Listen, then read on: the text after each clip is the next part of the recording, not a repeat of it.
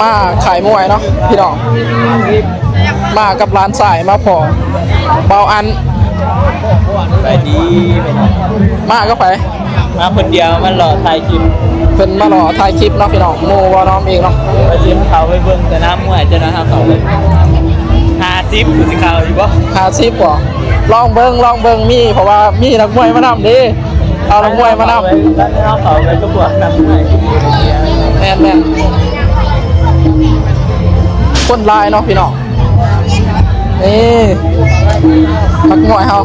พร้อมอยู่บ่สิไปหาครูไว้โอกาสมื้อเทสนะมันก็มีอยู่บวกหน่อยบวกนะคะเขายังขึ้นสุกแต่เขาคันเข้าอันนี้เขาก็สิหาเนาะซ้อม2 เดือนนะครับยุดซ้อมที1ได้ก็มาซ้อมอีกวันเดียวเข่งวันเดียวขึ้นไปนอกบ่จักพ่อบ่กินเหยื่อแตกเลยใช่ดอก3%โมเมนต์นักมวยที่เขาหามากกับเขากับนักมวยพวกธรรมดาคือกันโมเมนต์นักมวยเนี่ยค่ะคนร้ายเนาะคนคือสิเต็มเลยเขาเลยบอกเขาเนี่ยผ้าเขาเพิ่งเล็กหน่อยไม่ใช่เขาแน่นอนคนคือสีได้เนาะกระทำเขาว่าเขาไปเลยออกมาขึ้นได้บ่แล้วก็เขาไปใหม่เสียงขึ้นดีแน่นอนเสียเหรอมีปีบ่เขาใส่อันนั้นทำในมือเขาค่ะไปลองไปทางเขาไปลองไปทางเขาคนลายเนาะบุญบ้านน้องขนันเนาะพี่น้องบ่น้อมกับบนไอ้ไทยบรรยากาศทางเขามาให้ทุกคนเบิ่งเนาะตั้งแต่ผมมาสายทางมาเป้าหมายเขาก็คือมาขายมวยโดยตรงเลยเป้าหมายตอนนี้ก็โอ้ยตกใส่หัวเลยไปสู้เขาไปนักมวยเขา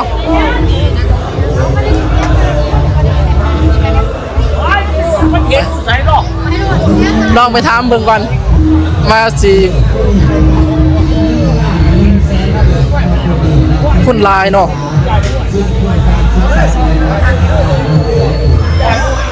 จะได้ตื่นเต้นอยู่บ่สู้อยู่ว่าขั้นขึ้นไปสู้อยู่บ่ว้าวสู้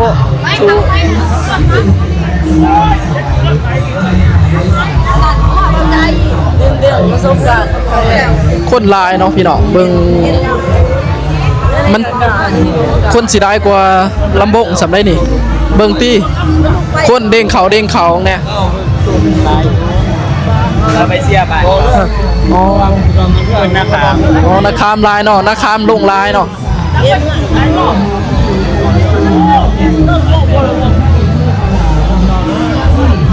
เข้าดิจิทัล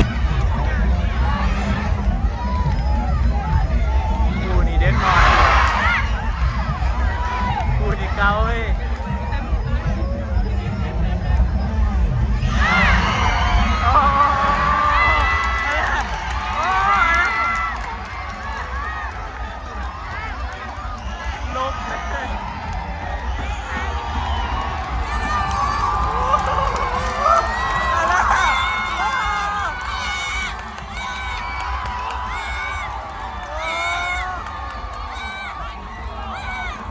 กำลังโมพ่อหาหน้าที่ซ้ำ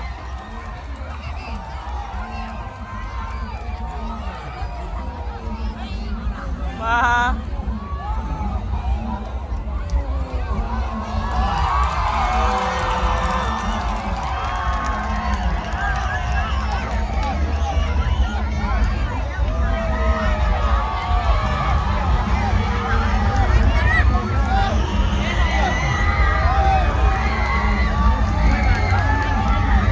บ้านตัวนี้มุมแดงชนะแล้วปกติ2 คู่มุมน้ำเงินมาจอ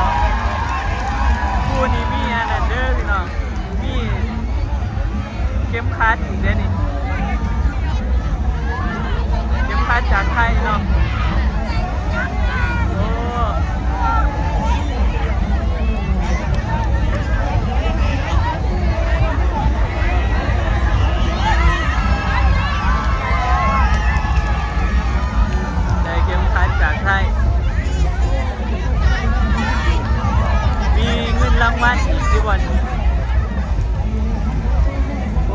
หลังเนาะครับบ่เห็น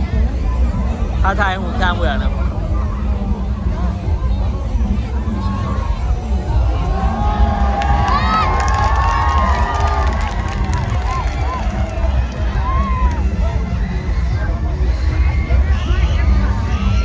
ใส่เก็บพาจริงเนาะ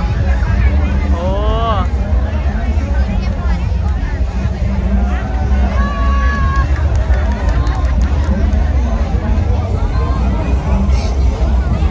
มีถ่ายหัวถ่ายหูเนาะคู่นี้เนาะเพราะว่าเป็นคู่น้อยที่สุด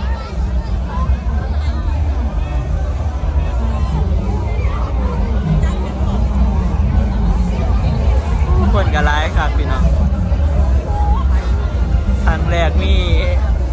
สนามมวยอยู่งานบุญเนาะ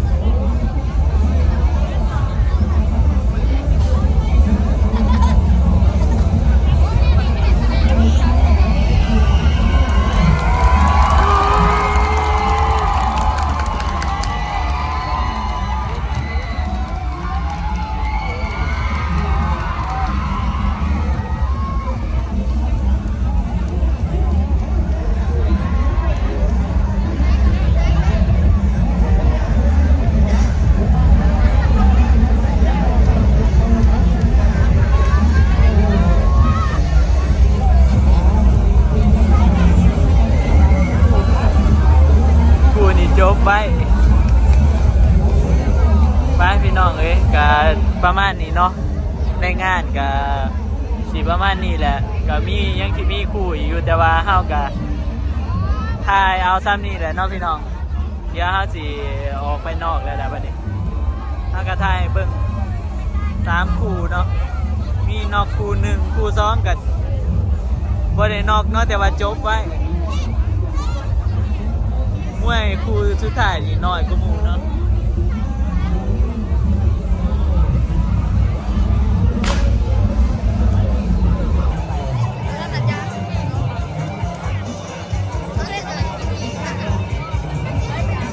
โอ้ยเมื่อกี้นี่จบไปได้เนาะพี่น้องเรื่องว่าได้เบิ่ง3-3 ยกเนาะฟังอนันสนะฟังน้ำเงินเพราะเป็นฟังแดงฟังน้ำเงินชนะ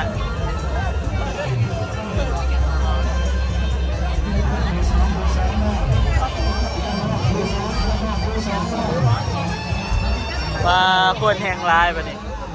สิมีคู่2อีกเฮ้ยมีประมาณ4-5 คู่หรือว่ากันร้ายกว่านั้นเนาะที่เห็นในเขาลงในเพจน่ะประมาณเป็น10 ปลายคู่เนาะแสดงว่านักมวยนี่คือสิร้ายคู่เติมมวยวันก็ได้ครู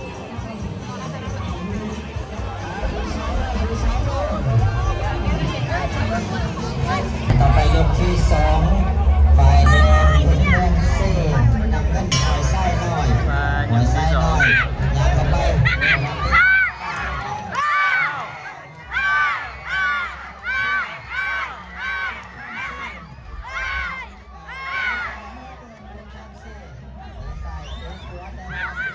มุมแดงอยู่บนนี้ออกมัด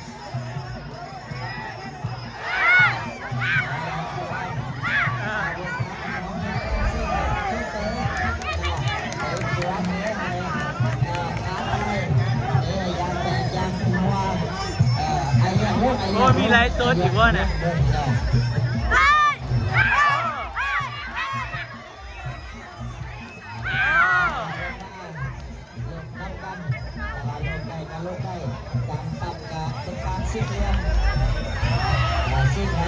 โอ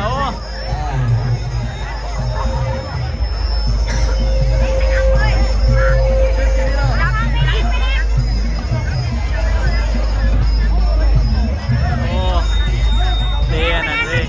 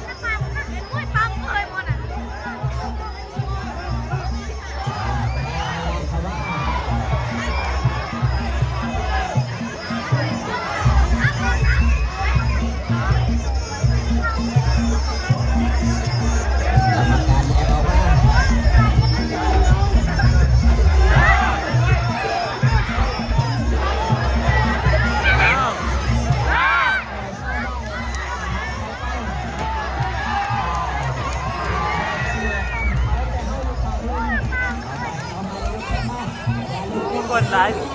คนร้ายกว่าเก่าวันนี้พี่น้องเมื่อกี้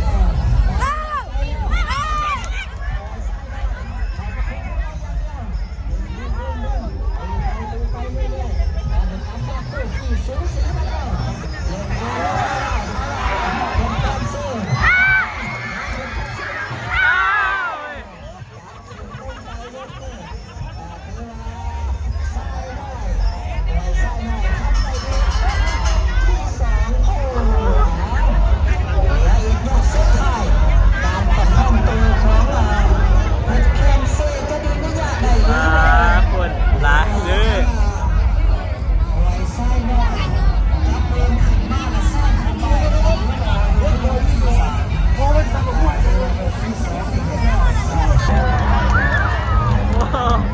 คู่ที่สามคู่นี้ไปน้องอันตัวนี้เป็นมวยของบ้านนะครับเองเนาะเพราะว่าบ้านนะครับจัดงานเป็นร้ายสีมีแต่มวยบ้านนะครับกับบ้านอื่นเนาะเขาก็จับคนในบ้านเลยพี่น้องมาเป็นนักมวยเนาะมาซ้อม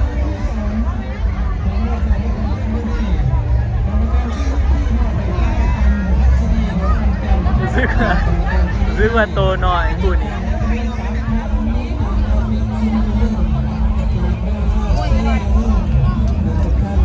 คนแหงร้ายกว่าเก่าอีกพี่น้อง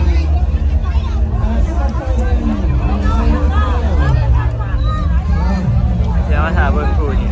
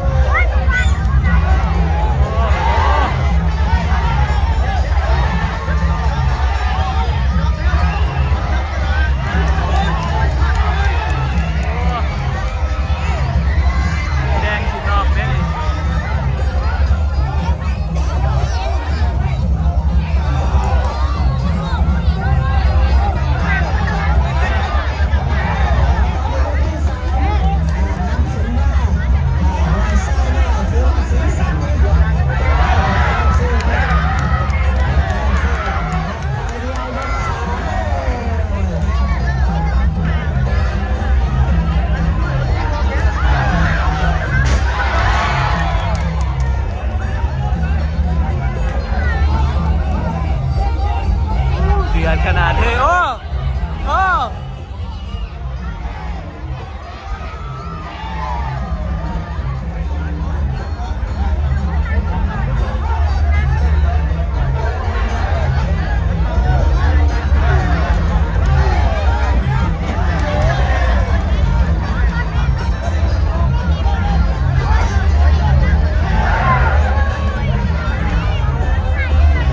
บิดยกนี้ว่าเฮ้ยมุมแดง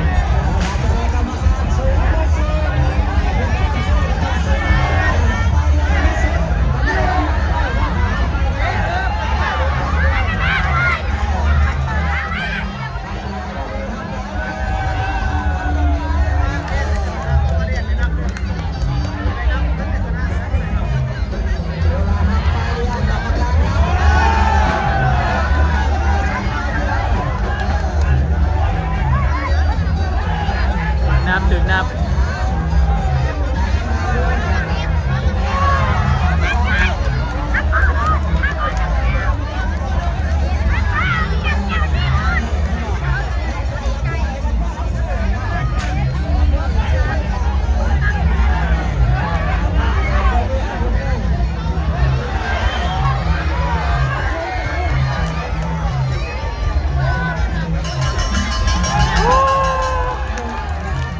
เกือบโบวิดจงนี้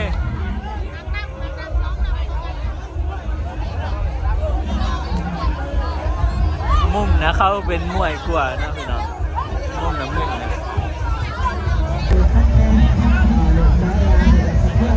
คู่นี้เดือดพี่น้องยกสอง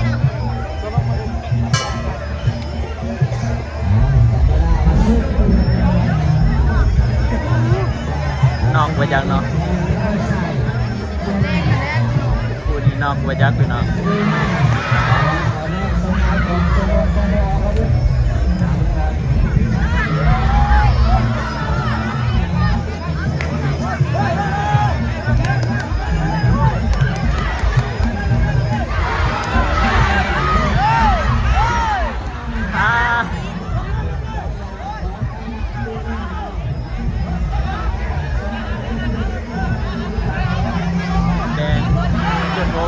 อาวุธพี่น้อง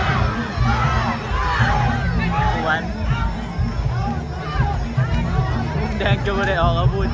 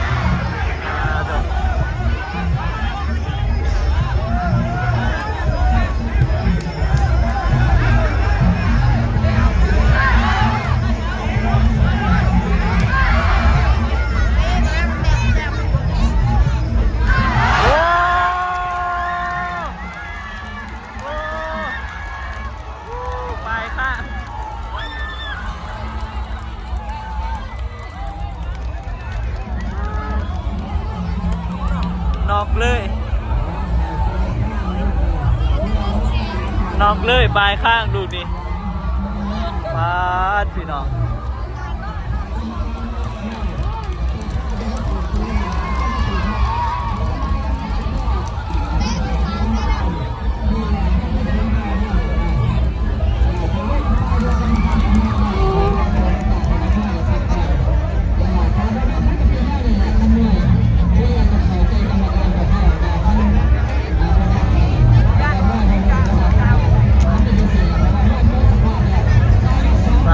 คู่ที่สองมีนอกพี่น้องคนกับร้ายขนาดคนเต็มเนาะแต่คู่นี้บอเมนบ้านนะครับเองเนาะเป็นมวยน่าจะเป็นมวยขายเพราะว่าเบิ่งและเป็นมวยขนาดเนาะมุมน้ำเงินนะเป็นมวยดี